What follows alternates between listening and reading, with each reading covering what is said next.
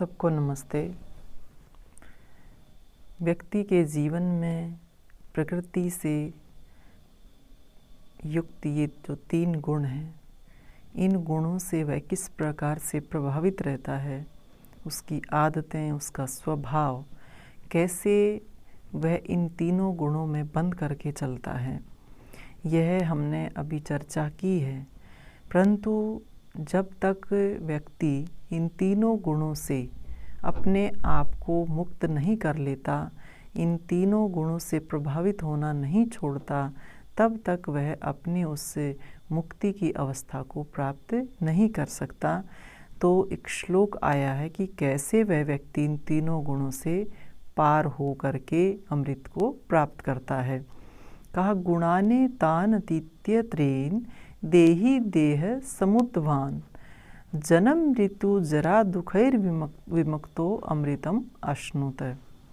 कहा कि शरीरधारी, शरीर में रहने वाले इन तीनों गुणों को पार करके, क्योंकि जब तक हमें ये शरीर मिला हुआ है, ये शरीर मिला है तो शरीर तो त्रिगुणात्मक है। कहा कि शरीर में रहने वाले इन तीनों गुणों को पार करके, इनकी शरीर में हैं तो भी व्यक्ति जो है इन तीनों गुणों को पार कर जाए। और कहा कि जन्म, मृत्यु, बुढ़ापा, इन तीनों के इनके दुखों से मुक्त हो जाता है, तब जो है व्यक्ति को मोक्ष प्राप्त होता है। अब शरीर मिला है तो त्रिगुणात्मक तो शरीर है ही, तो कहा कि शरीर मिलने के बाद ही व्यक्ति जो है अपनी मुक्ति का प्रयास करता है। कहा इन तीनों गुणों को जब तक वह पार नहीं कर लेता, तब तक उसकी मुक्ति की अवस्था को वह प्राप्त नहीं करता। तो तीनों गुणों से जब वह पार चला जाता है तो वह किसको जीतता है? सबसे पहले जन्म को जीतता है, मृत्यु और बुढ़ापा, इन तीनों के दुखों से वह पार हो जाता है, इन दुखों से वह छूट जाता है।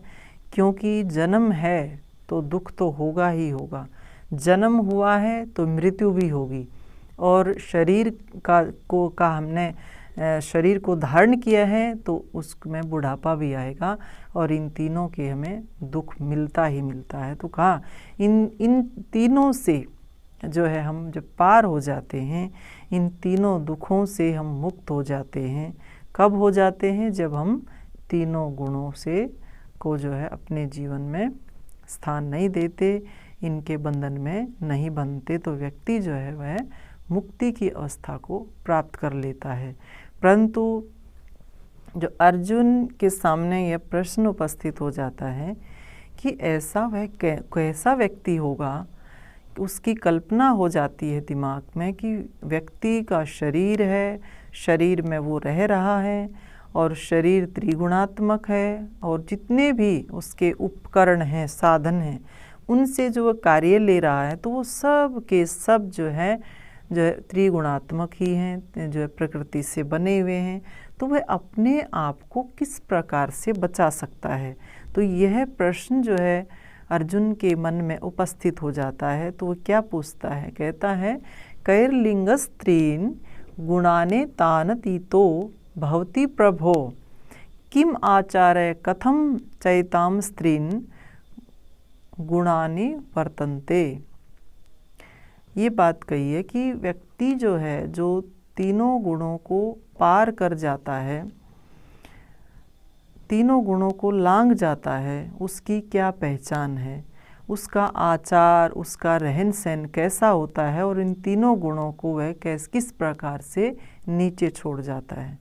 तो ये प्रश्न अर्जुन के मन में उपस्थित हो जाते हैं कि इन तीनों गुणों को पार करने वाला, तीनों गुणों को लांघ जाने वाला व्यक्ति कैसा होगा, उसका आचरण कैसा होगा, उसकी पहचान कैसे होगी, उसका रहन सहन किस प्रकार का होगा। तो यह सब प्रश्न जो है अर्जुन के मन में उपस्थित हो जाते हैं। तो इन्हीं के उत्तर में जो है योगेश्वर श्री कृष्ण जो है बात बताते हैं। प्रसंग आया कि प्रकाशम च प्रवृत्तिम च मोहमेव च पांडवः न द्वेष्टि संप्रवर्तितानि न निवृत्तानि कांक्षति। सर्वप्रथम क्या कहा है कि हे पांडव, जो व्यक्ति सत्वगुण, रजोगुण, तमोगुण के उत्पन्न होने पर द्वेष नहीं करता है, दुख नहीं मनाता, और जब ये न हो तब इनके लिए इच्छा नहीं करता। सबसे पहली बात ये आई कि व्यक्ति का जो जीवन है, पहले भी इस बारे में चर्चा हुई है कि उसका जो व्यवहार है वह जो है त्रिगुणात्मक ही रहेगा, क्योंकि हर व्यक्ति का जो अंतःकरण है, अंतःकरण जो है उसका त्रिगुणात्मक होता है। त्रिगुणात्मक होगा तो तीनों प्रकार का व्यवहार एक व्यक्ति कर सकता है। एक जो गुण है वह हावी रहता है, उसका ज़्यादा प्रबल होता है।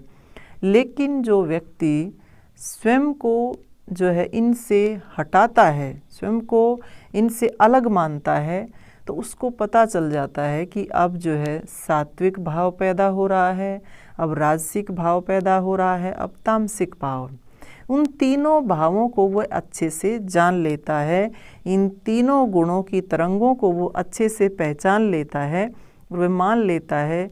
यदि उसके अंदर सुख की अनुभूति हो रही है, शांति आ रही है, प्रेम का भाव पैदा हो रहा है, तो वह जान जाएगा कि हाँ सत्व गुण जो है वो ज़्यादा प्रबल हो रहा है।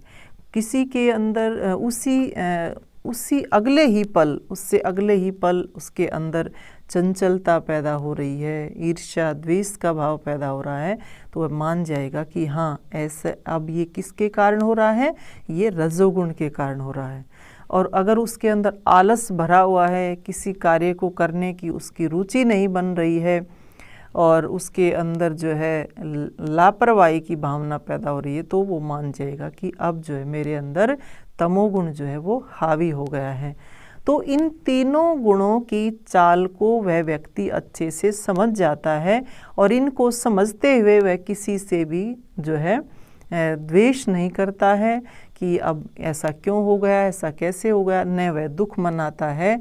और कहा जब ये तीनों ही नहीं होते तो भी वह किसी भी प्रकार की इच्छा उनके प्रति पैदा नहीं करता कि ऐसा ही हो, ऐसा ही हो। तो ये पहली पहचान है ऐसे व्यक्ति की कि वह व्यक्ति इन तीनों को सम अवस्था में रखता है, इनको अच्छे से वह जान जाता है, और इनको प्राप्त करने की वह इच्छा पैदा नहीं करता, तो उसकी इच्छा जो है वह समाप्त हो जाती है। तो ये गुण जो है, जो व्यक्ति त्रिगुणातीत हो जाता है, उसकी पहचान यहाँ बताई गई है। आगे के श्लोकों में भी इस बारे में विस्तृत जो है चर्चा होगी। ये तो आज के लिए इतना ही। इन्हीं शुभकामनाओं के साथ आप सबका धन्यवाद। सबको